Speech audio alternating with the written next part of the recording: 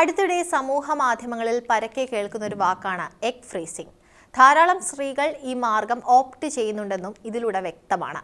എന്നാൽ ഇപ്പോൾ Humans of Bombay സ്ഥാപകയും സിഒയുമായ കരിഷ്മ മേത്ത എഗ് ഫ്രീസിംഗ് ചെയ്തതായി വെളിപ്പെടുത്തിയത് ഏറെ ശ്രദ്ധേയമായി.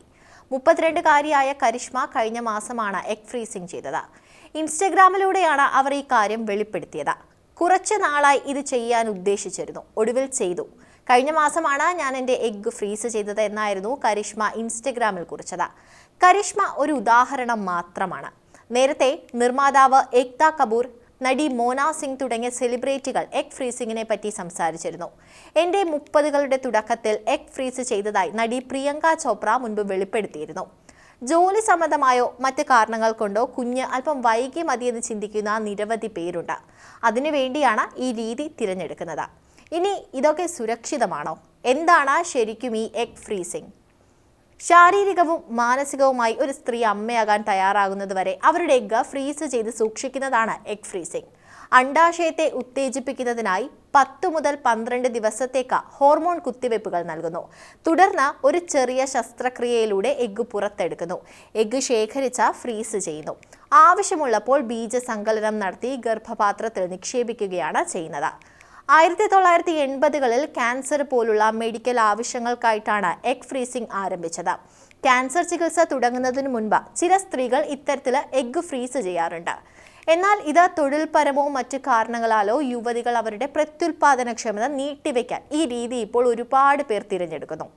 കൂടാതെ ചിലർക്ക് നേരത്തെ തന്നെ ആർത്തവ വിരാമം സംഭവിക്കാം. മാത്രമല്ല, അമ്മയ്ക്ക് വയസ്സ് കൂടുന്തോറും കുട്ടിക്ക് ചില പ്രശ്നങ്ങളും ഉണ്ടാകുന്നു. ഇതിൽ നിന്ന് രക്ഷപ്പെടാനാണ് എഗ് ഫ്രീസിംഗ് ചെയ്യുന്നത്. 30കളുടെ തുടക്കം മുതൽ അവസാനം വരെയാണ് മിക്ക സ്ത്രീകളും എഗ് ഫ്രീസ് ചെയ്യുന്നത്. സ്വതന്ത്രരും ദൃഢനിശ്ചയമുള്ളവരുമായ സ്ത്രീകളാണ് ഈ രീതി തിരഞ്ഞെടുക്കുന്നത്. ഒരു വ്യക്തിക്ക് പ്രായമാകുമ്പോൾ അമ്മയാകാനുള്ള സാധ്യത കുറഞ്ഞു വരികയാണ്. എഗ് ഫ്രീസ് ചെയ്താൽ ഒരു പരിധിവരെ ഈ പ്രശ്നം ഒഴിവാക്കാം. പരിമിതമായ എണ്ണം എഗ്ഗ് മാത്രമേ ഒരു സ്ത്രീ ജനിക്കുമ്പോൾ ഉണ്ടാവുന്നുള്ളൂ. അവയുടെ എണ്ണവും ഗുണനിലവാരവും 30കളുടെ പകുതിയോടെ കുറയാൻ തുടങ്ങുന്നു. PCOS, എൻഡോമെട്രിയോസിസ് തുടങ്ങിയ ഗൈനക്കോളജിക്കൽ അവസ്ഥകളും എഗ്ഗിന്റെ ഗുണനിലവാരത്തെ ബാധിക്കും. അതിനാൽ തന്നെ പലരും 30കളുടെ തുടക്കത്തിൽ തന്നെ എഗ് ഫ്രീസ് ചെയ്യുന്നു. ഇന്ത്യൻ സ്ത്രീകൾ ശരാശരി 46 വയസ്സിലാണ് ആർത്തവ വിരാമത്തിലെത്തുന്നത്. ഇനി ഇതൊക്കെ ചെയ്യാൻ നല്ല പൈസയാകുമോ എന്നതാവും അടുത്ത സംശയം. എഗ് ഫ്രീസിംഗ് ഒരു ചിലവേറിയ പ്രക്രിയ തന്നെയാണ്. ഇത് കുറച്ചു പേർക്ക് മാത്രം താങ്ങാനാവുന്നതുമാണ്. പ്രാരംഭ പ്രക്രിയയ്ക്കായി ഇന്ത്യയിൽ 1.5 ലക്ഷം മുതൽ 3 ലക്ഷം രൂപ വരെയാണ് ചിലവ്.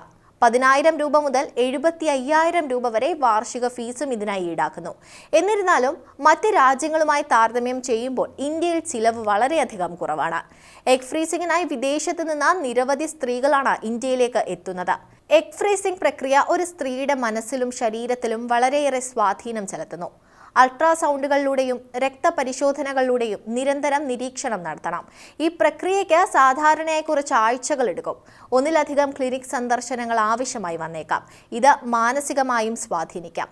ഈ പ്രക്രിയയ്ക്ക് വിധേയരാകുന്ന സ്ത്രീകളിൽ വയർ വീക്കം, ഓക്കാനമടക്കമുള്ള പ്രശ്നങ്ങൾ ഉണ്ടാകാം. ചുരുക്കം ചിലരിൽ കുറച്ചു നാളത്തേക്ക് വേദനയും ഉണ്ടാകാം. എഗ് ഫ്രീസിംഗ് ചെയ്തു എന്നത് കുഞ്ഞുണ്ടാകുമെന്ന ഗ്യാരണ്ടി അല്ല. ഗർഭപാത്രം അടക്കമുള്ള നിരവധി ഘടകങ്ങളെ ഇത് ആശ്രയിച്ചിരിക്കും.